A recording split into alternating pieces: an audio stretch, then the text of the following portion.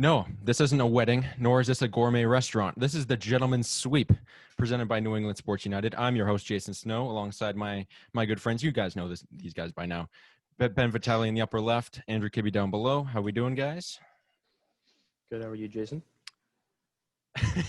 I'm doing good, Jay. We're not in the Secret Service here, boys. We're in a sports talk show. So I do want to start out with kind of a move that shook the ground of the NBA landscape. Ty Lue, former coach of the Cavaliers, joins the LA Clippers, or he was already a part of the Clippers. He was just promoted to the head coach position. Where are you guys feeling on that? Are the Clippers any better today than they were yesterday? What's the pulse on that?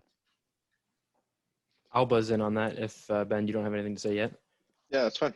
Go ahead. I don't know how that guy gets head coaching jobs. I just don't know why he still gets head coaching jobs. I don't understand. Straight up. I like you look back at the Cavaliers from 2016 to 2018.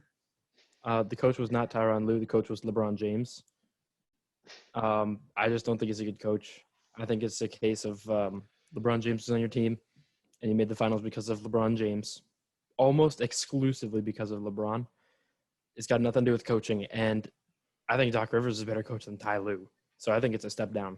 That's my take. Don't know how he keeps getting head coaching jobs. He's finessing someone out there in the basketball world. Go ahead, someone else. Beautifully articulated, Ben. Yeah. I wouldn't go as far to say like I think I agree they take a step down from Doc Rivers, but I wouldn't go as far to say like he doesn't deserve the job because like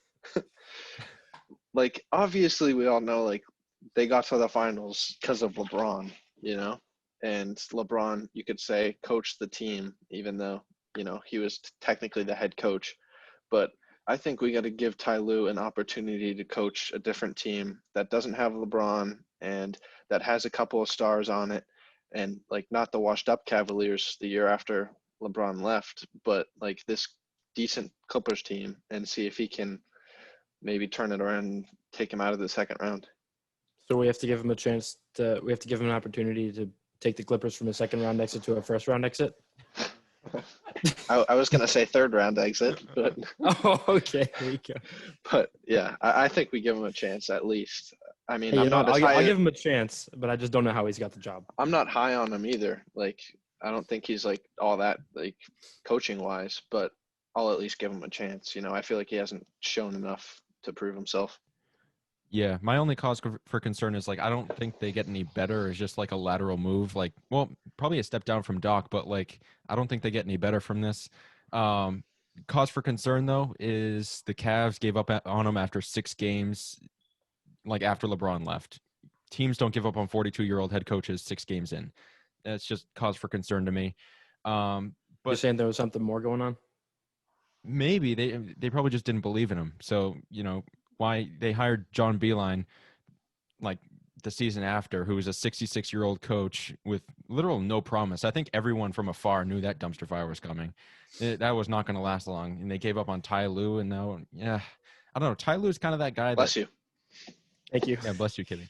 Thank you. Ty Lue's kind of like that guy that's rumored to get every job, but then it's just like, yeah, we'll think of him later. Like, except for the Clippers, evidently. But there's another rift in the Clippers organization. Kawhi Leonard is subject to a lot of criticism nowadays because he's not doing so well in the teammate department. Pat Bev, Lou Williams, and Montrezl Harrell have taken exception to his load management in recent, this past season. He lives in San Diego, which is, a little bit away from Los Angeles, so that causes him to be late for some team flights. Do you buy that? Where do you land on that? Like, can this kind of blow up the Clippers in a way? Whoever wants to go. Yeah, I'll take this first, Kibbe, so I can jump ahead of you on this one. Okay. I don't think you know this by Jay's reaction before the show started. I don't think you know this, but I don't like Kawhi Leonard. I'll just come out and say it. Yeah. All right. This is gonna go very, very. It's gonna go down really quick, fans. So if you need to turn away, please do. Before you go ahead, Ben, I'm just gonna like step out of the frame so that you guys can battle it out. What have you got? Right. Okay, go ahead. Let's see what you got. Leave your headphones on in case you got to come back and break it up. Yeah, let's see what you got. I'm standing by. Okay. All right. So, like Kyrie Irving, I think, very cancerous personality in the locker room. And it translates to on the court. Okay, Kyrie Irving on the Celtics, right? The second he leaves, the second he doesn't even play, Terry Rozier steps in. We do better without him. And then next year, Kemba, obviously, I think we've taken a step forward with Kemba. Maybe not even record-wise, or obviously Kemba doesn't have as much talent as Kyrie does, but he's just better for the team, So Kawhi is like kind of the same way. I feel like like Jay said, he's late for flights. He's taking time off from practice or games, all that stuff. He's the best two-way player in the league. 2 times Finals MVP. It shouldn't matter, at least though. 1-time defensive player of the year. It shouldn't matter. Led it shouldn't the Raptors matter to one of the best playoff runs individually of all time. Oh, all right. It should hit one not of the matter few because Game you're 7 saying game winners of all time. Okay, Michael Jordan has beat Giannis. Do I have to add that? Beat MVP Giannis last year.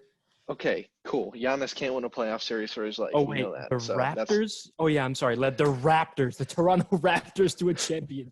You know who his second best player? Okay, congrats. I'm not talking about that, though. His third best player was talking Danny about Green. that. All right, no. That's way too – their third best player was not Danny Green. But we're getting off track here. But listen, I'm not talking about that. I get he has the – the resume, it's built for him. He built it himself. But when you take time off during the regular season for load management because you're too high up on yourself, you're saying you're way better than everybody else, you have to take this time off. You can't do that. I know he is, but you can't do that as a leader. As a leader on the court, I feel like you can't do that. That's why his teammates are getting upset with him. Well, okay, let me just hop in. Let me just hop in. I'm gonna agree with you, Kibbe. My LeBron theory in the whole greatest of all time. Yes, he's arrogant, but when you're the best at something, I'll allow a little neediness. I'll allow it. But I will side with Ben on this. San Antonio, the chemistry was built for him. Toronto had a veteran team with him, and they just put him right in. The culture was there before him. Both, that's where a majority of his success lied. He goes to the Clippers. It's his job to build the chemistry, and as a non-verbal guy, it kind of fell flat on their faces. So I'll side with Ben on that, but I'll agree with you that I can tolerate a little bit of neediness if you're the best on the planet. Do I need to remind you that when he was in the Spurs 2 years ago, before he set out for the rest of the season, he was an MVP candidate. He was one of the top 5 MVP candidates. And when he hurt his leg that season, he was out for the whole season. So this load management could be preventative. He almost missed an entire – once he got injured, he missed the entire rest of the season. He's increased his points per game every year since he's been in the league. He's obviously a leader in the stat sheet. Is he a leader in the locker room? His teams have had success. His first year, on the other side of the coin you brought up, Jay, him having to build the culture. In his first year, he brought his Clippers team to the second round in a crazy situation with a bubble in Florida, no home court advantage. So he might sit out, but that load management could be preventative for his leg or his heel. I know he stepped on Zaza Pachulia's foot. I don't know exactly if it was his Achilles or his ankle or what, but it could be preventative for that because it was a serious injury. It could just be load management. Maybe he plays his best basketball when he gets a game off here and there. I don't know about that because if we thought that it was load management because of previous injuries and the risk of him re-injuring himself, we would know about it, as fans or, whatever we are, hooligans. But you're hating on Kawhi Leonard. How can you hate on the claw, dude? Plus that injury. He's not a leader. He's not. Yes, he leads his teams to whatever a second round exit in the playoffs. You're hyping up. Go back. Okay, rewind. Stop. Here's a quote. He's not a leader. Next sentence. He leads his teams to the playoffs in the second round. I said to a second round exit. That's what he's leading them to. Is Giannis a leader? No. Why are you Giannis is not a leader. So taking that. No. Because Giannis leads his team to second round exits and Giannis won MVP. You're telling me the MVP, the most valuable. You're telling me we're not talking about Giannis, man. Okay. Well, you brought in. Okay. I'm going to talk about Giannis to talk about Kawhi Leonard. Okay. Can I just say Giannis a leader? thing? Okay, say it. Go ahead. Okay. I'll give you 2 minutes to talk, and I won't interrupt you. I hope so. You brought up how literally they in his first year as a Clipper, he brought his team to the second round. He did so good. No. So many people were betting on them getting to the championship and winning the championship this year. Because of the team they assembled. They were were the good favorite. on defense. They were a good two-way team. Like, not even, they didn't have a two-way player. They had a two-way team. They could play both ends of the floor. That was the expectation. It wasn't a second-round exit blowing a 3-1 lead to Denver. That wasn't the expectation. And that's because of Kawhi. I won't blame the entire thing on it because he had Paul George as his teammate. But Because it's Kawhi's fault? because did you not see his Game 7 performance? Yeah, That's not a leader. He's That's not a leader. Does LeBron a leader go LeBron back sat out of into the the finals locker in room? 2013 with cramps. Do you want to know what Kawhi did when he went back to the locker room? He went back to the locker room, probably didn't say anything, sat on his phone and left. That's your leader? He's Do you not know a why leader. he didn't say anything? Why? Because he's got to deal with Patrick Beverly, Black Air Force One man Patrick Beverly. He's got to deal with Lemon Pepper Lou, almost ruining the entire bubble because he needs some chicken wings in a strip club. He's got to deal with Playoff P, Pandemic P, Paul George, who suddenly forgot how to play basketball. Can you blame him for not wanting to say anything? Hey, The dude's used to playing with. No. he He chose needs to say go there. something. He He chose grew to up go to there. step up and say something. You think LeBron walks back into the locker room and says nothing? No, he probably picks out each teammate for what they did wrong and tells them what they need to do better, including himself. That's what I'm saying. He needs to do that to become a leader. He's not a leader, in my opinion. Let Not me at just, all. let me just hop in here. Kawhi did shrink in multiple fourth quarters, like one for shooting. Um, eh, he wasn't good down the stretch. And honestly, they were up 3-1 and up 15 in the fourth in Game 5. They should have closed it out there. Horrible. Instead, they were up double digits in each of the second halves in the games after. They let it slip away. And Kawhi is accountable for that. And Kibbe, I'm going to rebut your point here. When you say he has to deal with Patrick Beverly, Lemon Pepper Lou, and that whole cast, he chose to go there. He was partially built. He built that squad. He wanted Paul George there. He wanted that. He could have. Do you know what he wanted? He What? wanted to go home to Los Angeles and didn't want to be called Kevin Durant and a snake and go with LeBron. I bet you if LeBron wasn't in LA, he would have went to the Lakers. Yeah, 100%. He just wanted to be Probably. home.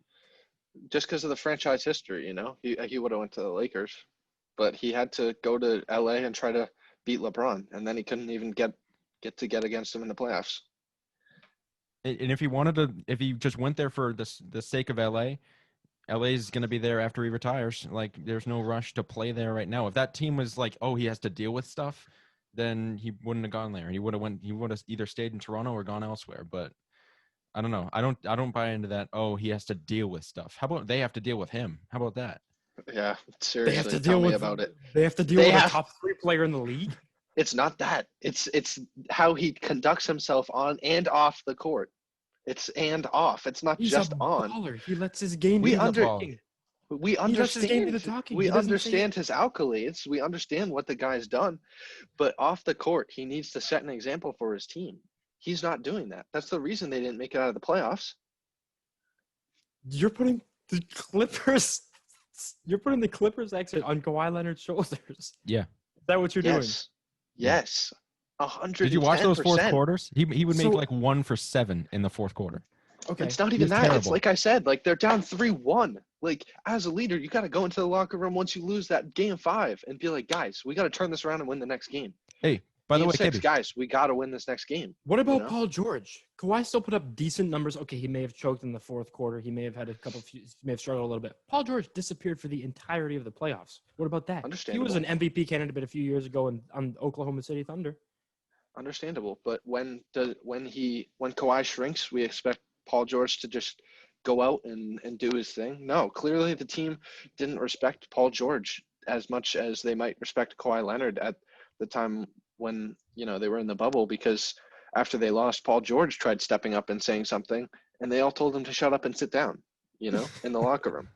So, like, I don't know. It's got to be on Kawhi. He needs to step up and say something. and by the way, we expect playoff shortcomings from Paul George. We elevated Kawhi Leonard to stone cold killer, clutchest since Kobe. He's the biggest hand size since Jordan. He's so clutch. He's so good. And then he fell flat on his face. And now we're hearing chemistry stuff come out. And now it's, oh, he doesn't talk. Like, imagine this. Imagine, like, I start NESU, right? And I'm leading this show. And what if I just didn't talk to you guys and was just like, what topics you want to do? And I just Then didn't talk to I you. would probably tear each other apart for hating Kawhi Leonard.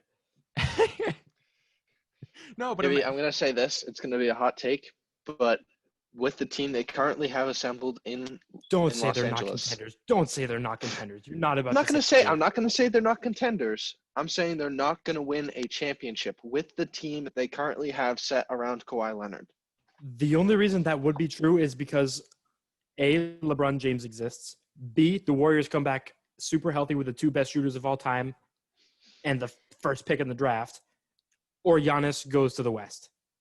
Exactly. Those are the three things that those are a few reasons, but the fourth reason is that Kawhi can't lead his team out of the second round of the playoffs in the West, and team chemistry. You're not gonna get further like to the championship, third round, any of that without team chemistry. With Pat Bev, who's been known to voice his opinion and all that, like you can't do that with that cast of guys. I think he could do it with Toronto because I don't know, maybe they just shut up and listen to Kawhi, the little things he does say. Maybe they listen to him then. But I don't know what's going on in Los Angeles. I mean, to list out like 5 or 6 qualifiers, if Kawhi's like the bad man you say he is, and I agree, he's a top 3 guy. But if you're a top 3 guy with that cast, and we were just like before the season, we were all like, oh, Clippers are gonna make they're gonna make a serious run. They're gonna be titled. They're gonna be holding the championship trophy at the end. Didn't we all think that? And then they fall flat, and now it's Kawhi's not a great leader, and I don't know. It's a slippery slope for sure. Did you have any last points? Because I wanted to move on to something else. Yeah, I do. Okay. And wait, do you, Kibbe? I'll let you go first. Okay, I'm not going to If you open have up anything. I'm not going to open a big can of worms here because I know Joe Me wants to either. move on. Yeah. Let me ask this: is it Damian Lillard's fault that the Lakers beat them, that the Trailblazers lost in the first round? No. Oh. Why would it be? Is it Jason Tatum's fault that the Celtics lost? No. Is it Jimmy Butler's fault that the Heat lost? No, because they all went out. No, I'd say even no for Jimmy Butler because they all went out and played a great series, had good games the entire series. Did Kawhi Leonard? No. Yeah, I'm this close to pulling up the box Right? scores. Am I right? I Am I won't. wrong? Do it. Am I No, wrong? do it, Kibbe. We need Do to it. move on. We need to move on. It's not Kawhi's fault. A lot of things happened. Okay. A lot of things culminated. It's not Kawhi's fault. Okay. Maybe the Clippers. I'm with you. The Clippers came way short of expectations, but you can't put it on Kawhi's shoulders. You can't do that. Not yet. If they screw up for the next 4 years, if every year they're second round exit, okay, We'll give him a maybe it's 4-year Kawhi. window. I mean, what do you want from him? You want one season? What if we looked at Giannis after one season? We'd say, wow, highest PER of all time, and he won MVP and DPOY. He's the greatest player of all time. You can't look at one season window. I guess that's fair. But Anywho. he did do that in Toronto one season. But can I just say the last thing I wanted to say, Please. Jay, about Please, Kawhi? Kawhi Leonard will not be a top 5 player in the regular season next year. He will. Or MVP? top three. He will be top 5, I think. MVP contention? No. Who are your top 5 next year then? No, he will be in the top 5. Sorry, I said that wrong. Not top 3. I think top 3. If Kevin Durant comes back healthy, he'll be in there. LeBron and Giannis. Okay, and then what do you got? Like Luka, Kawhi. AD. I'll put AD at 4 and Kawhi at 5. Okay, all right.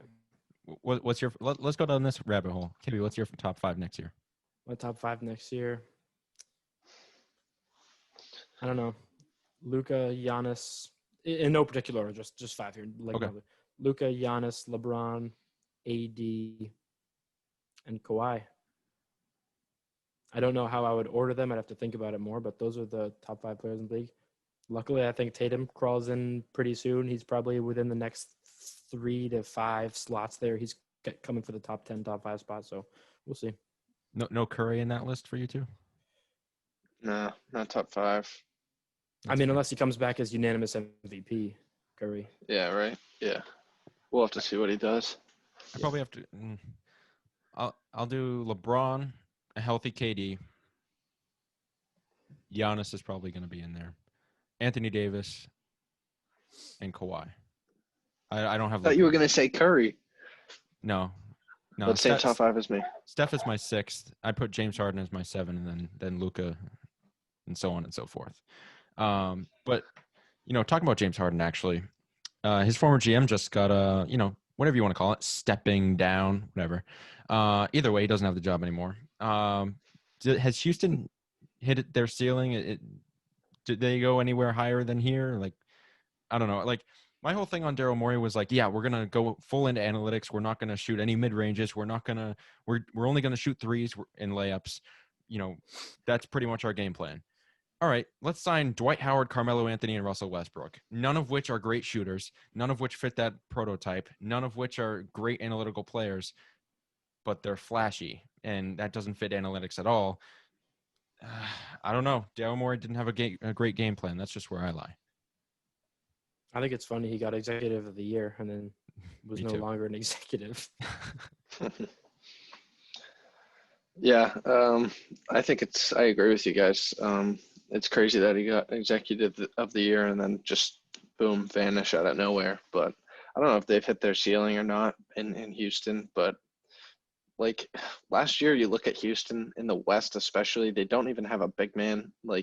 And like you said, Jay, their game plans to go out and chuck up like 50 to 63s a game and hope you hit a good percentage of them so you can win. Like, that's not too much of a game plan if I've ever heard of one. But I mean, obviously the roster they built it for, you can go out and shoot that many threes and hope to hit them. But without a big man, I just don't see how they can get out of the West. Mm-hmm. Like defensively and offensively. Well, Yeah, I'll give. Oh, go ahead, Jay. No, go ahead. I was just gonna say I'll give Daryl Morey credit. He did what he set out to do in making a roster that's small ball, layups, and 3-pointers, and that's it. But that just doesn't work. He made a good roster for it. I mean, Harden, the perfect player for that. Literally, all he does is shoot threes and get fouled. I mean, they put a perfect small ball roster together. PJ Tucker can kind of step out and hit every now and then. I don't even really know who else is in the Rockets anymore, but like that roster is how they wanted it to be, and it just doesn't work. I don't think that's a viable option. Yeah, they had Clint Capella, but traded him away because in the analytics style that they wanted to play, you can only have two guys you can only really, swallow one guy on the court that can not shoot. And that guy was Westbrook. And that just cleared up the lane for him, obviously. But Ben, I'm just wondering, curious, for myself, you're a guy that wants to get into coaching. When you see a team that's designed to strictly only shoot threes, 75 of them if they want to, does that make your stomach churn a little bit? I don't know. Does that sit well with you? Yeah, just a quick answer. I'd say yeah, because obviously, I mean, it's the era of the 3-point ball. We got guys like Curry and Thompson in the league that can just get unconscious whenever they want and just hit them from anywhere. But you can't just base an entire team strictly off of that. I feel like you need to sort of get all areas of offense involved in your lineup. Mm-hmm. A guy who can take somebody off the dribble and get to the hoop, a guy who can catch and shoot 3 balls, a guy that can create his own shots, a guy that can, go off picks, whatever, post player, any of that stuff. I feel like you got to just get a small sample mix of each one, put them together, and hopefully it works out. You got to get them to complement each other. And I thought Capella was a great fit in Houston.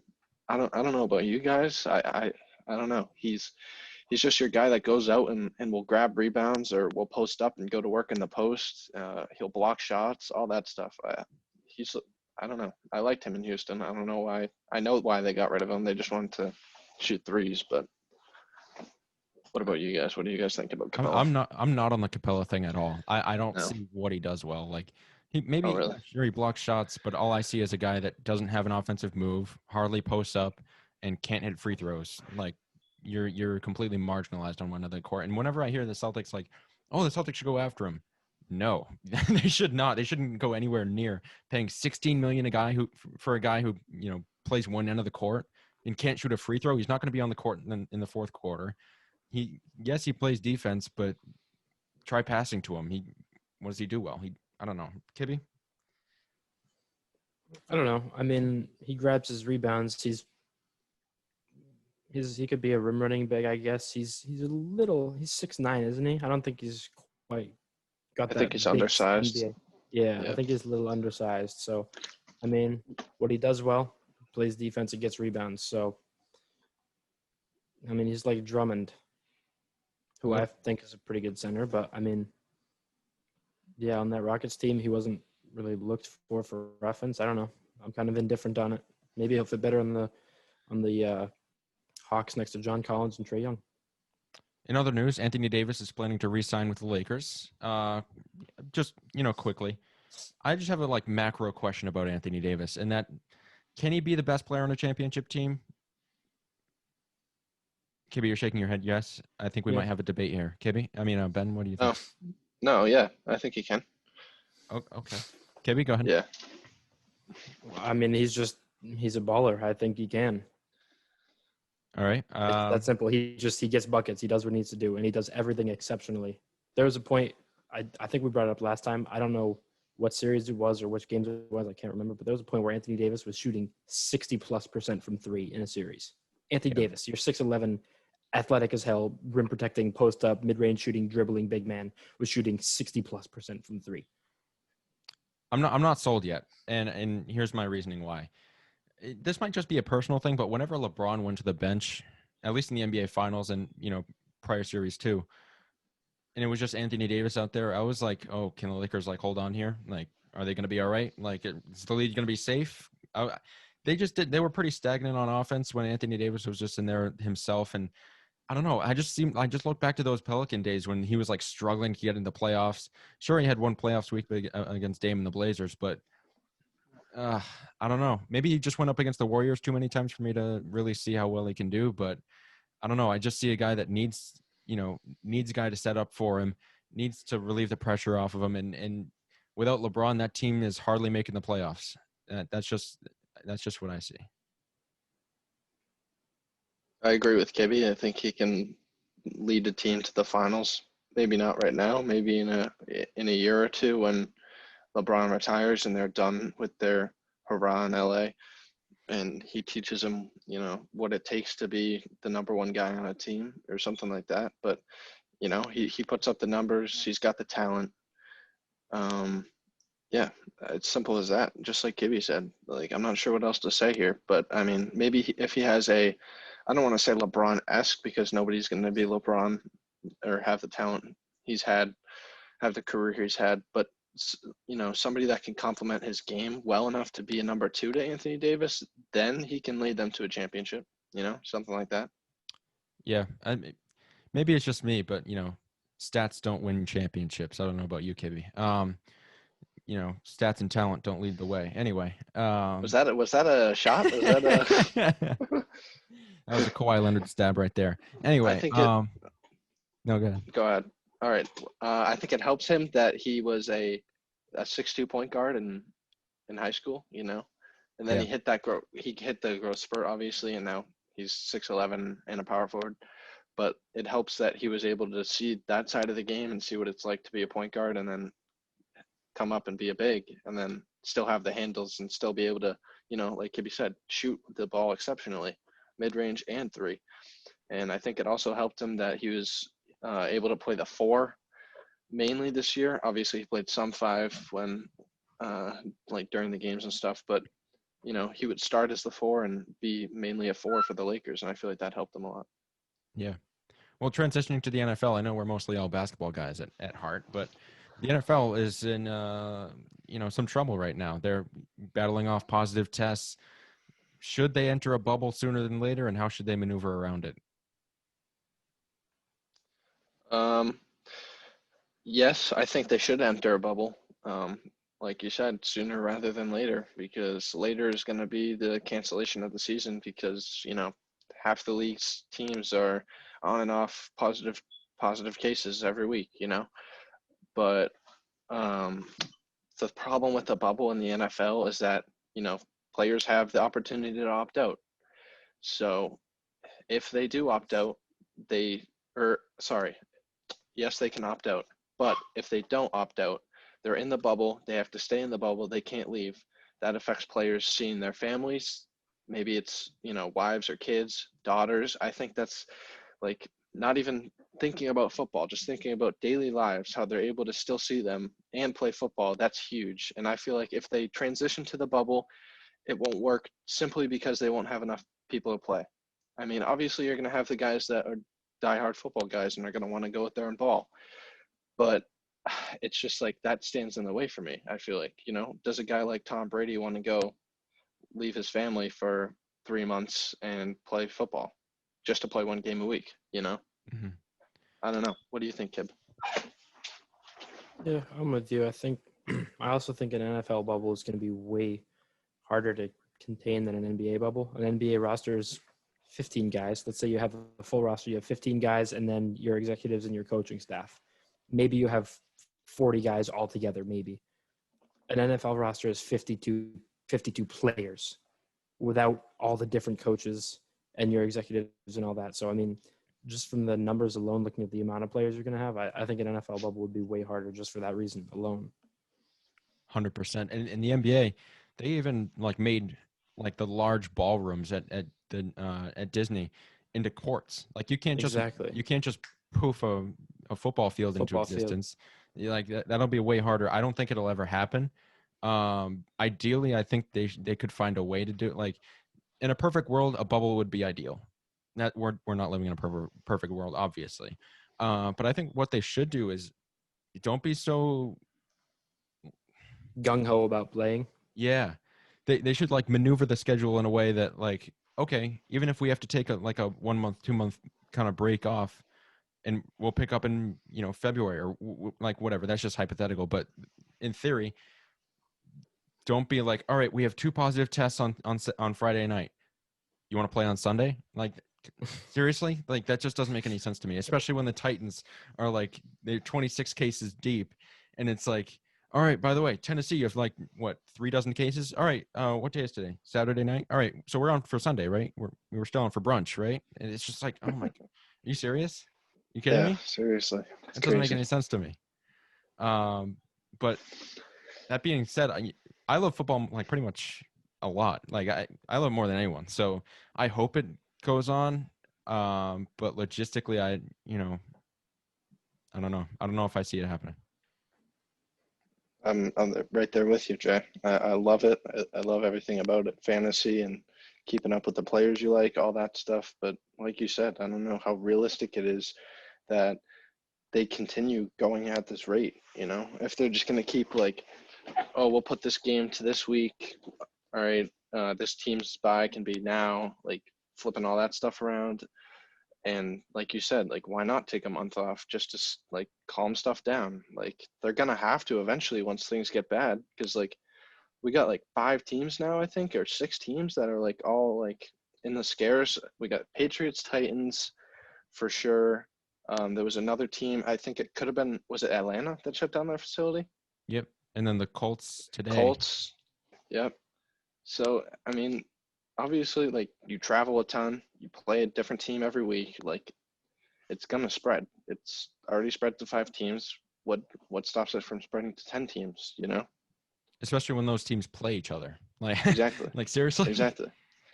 Because, A plays B, and then A and B split off, and A plays D, and B plays C, and there you go. 4 teams have COVID cases. What happened?